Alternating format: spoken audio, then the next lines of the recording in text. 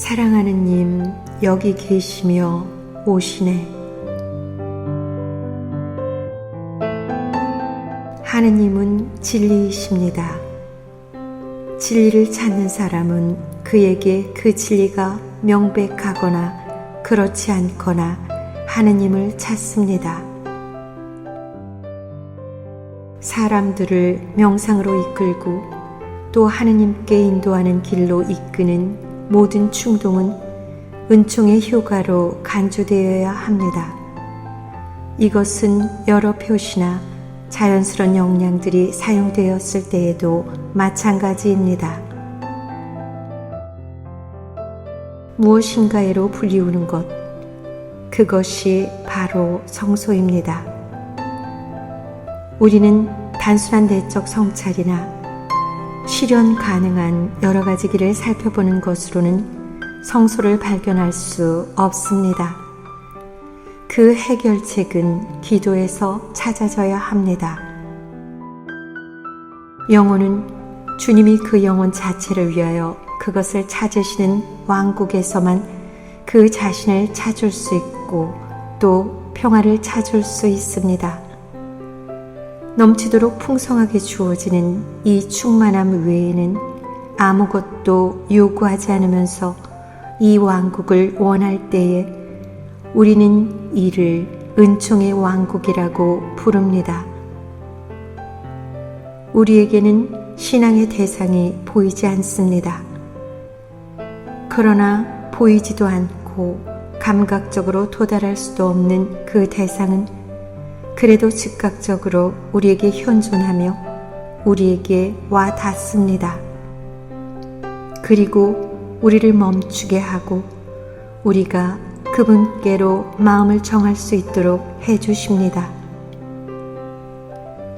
진리 안에서는 신앙과 자유가 단 하나일 것이며 또 같은 것입니다. 신앙 안에서 굳게 버티는 것과 완덕의 길에서 계속 앞으로 나아가는 것은 두 가지 모두 우리 자신을 고양시키기 위해 필요한 것입니다. 영혼이 성령으로부터 다시 태어나면서 극단적으로 변화된다는 사실은 의심할 여지가 없습니다. 개인적 특징들로 짜여져서 자신의 삶이 되었던 이 삶은 성령께로 거두어 들여집니다. 이로써 모든 관계들은 자연스런 이성으로 환원되고 이로 인해 야기되는 반응의 여러 유형들로 환원됩니다. 그래도 우리의 영혼에 있어서 가장 고유한 것, 우리가 개성이라고 부르는 것은 소멸되지 않습니다. 개성은 신성 불가침한 것입니다. 내적 삶을 알고 있는 사람들이 모든 시대에 걸쳐 경험한 바는 이런 것입니다. 즉, 그들은 외부 세계의 전체보다도 더 강렬하게 그들을 이끄는 무엇인가를 통해서 그들 내부의 양심으로 들어갔다는 사실입니다. 그들은 거기에서 강력하고도 더 고양된 조자연적이고 전지전능한 새로운 삶이 자신의 안으로 뚫고 들어오는 것을 경험했습니다. 내가 개종을 하기 전부터 개종 후 얼마 동안까지의 중간 시기에 나는 이렇게 생각했습니다. 종교적 삶을 산다는 것은 하느님 것만 생각하면서 살기 위해 이 지상의 일을 모두 내버린다는 뜻이라고 말입니다. 차차 내가 이해할 수 있게 된 것은 반대로 이 세계가 우리에게 요구하는 것은 무언가 다른 것이며 또 가장 관상적인 삶에 있어서도 이 세상과의 관계는 단절되면 안 된다는 점입니다. 우리는 침묵 속에서 귀를 기울이고 하느님의 말씀이 우리에게서 행해지도록 받아들일 수 있는 시간이 필요합니다. 어떤 사람에게서 나와 그 매력으로 다른 사람들을 손들게 하는 광채란 그 사람이 자기 영혼의 내부에서 더 밀도 높이 살면 살수록 더 강력해집니다. 그렇지만 자유롭고 영적인 모든 행위에서는 역시 그 사람의 영혼 속에 자리 잡고 있는 개인적인 특성의 자국이 역력히 드러납니다.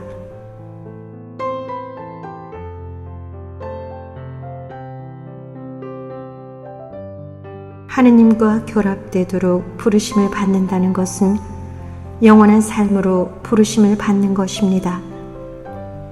순전히 영적인 피조물로서의 인간의 영혼은 천성적으로 죽어야 하는 존재가 아닙니다.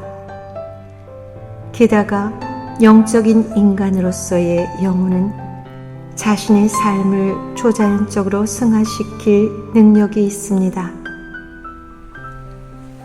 그리고 신앙이 우리에게 가르쳐주는 바는 하느님이 영혼에게 영원한 삶을, 다시 말해서 당신의 삶에 영원히 참여하기를 지휘하고 싶어 하신다는 것입니다. 하느님은 우리 영혼의 가장 깊은 곳에 계셔서 영혼 안에 있는 어떤 것도 그분께는 숨길 수가 없습니다. 신앙은 하느님을 붙잡는 것입니다. 우리는 은총 없이는 믿을 수가 없습니다. 사실 다정하지만 끈질기게 우리의 영혼에게 주어지는, 그리고 의미로 가득 찬 모든 요구란 바로 하느님의 말씀입니다. 그리고 황급히 이러한 말씀을 자기 안에 맞아들이는 사람은 더욱이 그 순간에 거기에 응답할 수 있는 하느님의 힘을 받는 것입니다. 하느님의 성령은 의미와 힘입니다. 그것은 우리의 영혼에 새로운 생명을 주고 영혼이 자신의 천성으로는 시도할 수 없을 그런 일들을 할 수 있도록 합니다. 그리고 성령은 영혼의 행위가 어디로 향해야 하는지를 동시에 지적해 줍니다. 진실로 살아있는 믿음이 있는 곳, 바로 그곳에서 하느님의 가르침과 공적들은 삶의 내용이 됩니다. 다른 모든 것은 부차적인 것입니다. 여기에 성스러운 현실주의가 있습니다. 즉, 성령으로 새로워진 영혼의 내적이며 자발적인 수용적 자세입니다. 그의 안으로 들어오는 것을 영혼은 적절한 방법으로, 그리고 그에 상응하는 깊이를 가지고 받아들인다는 것입니다. 기도와 봉헌은 우리가 얘기할 수 있는 모든 것보다 확실히 더 중요하며 내가 믿어 의심치 않는 바와 같이 아주 필요 불가결합니다. 봉사하기 위해 뽑힌다는 것도 하나의 일이 되지만 은총 안에 머물러 있는 것도 또 다른 일이 됩니다. 우리는 판단하지 말고 하느님의 헤아릴 길 없는 자비하심을 믿어야 합니다. 그리스도교의 신비들은 서로 분리할 수 없는 총체를 이루고 있습니다. 그 중에 하나를 깊게 파고들면 다른 모든 신비들로 귀결됩니다. 물론 종결한 조용한 구석과 몇몇 축일에 국한된 그 무엇이 아니고 삶 전체의 뿌리와 원리적 바탕이 되어야 하며 이것은 다만 드물게 선택된 자들에게만이 아니라 진정한 그리스도교인 각자에게 그래야 합니다.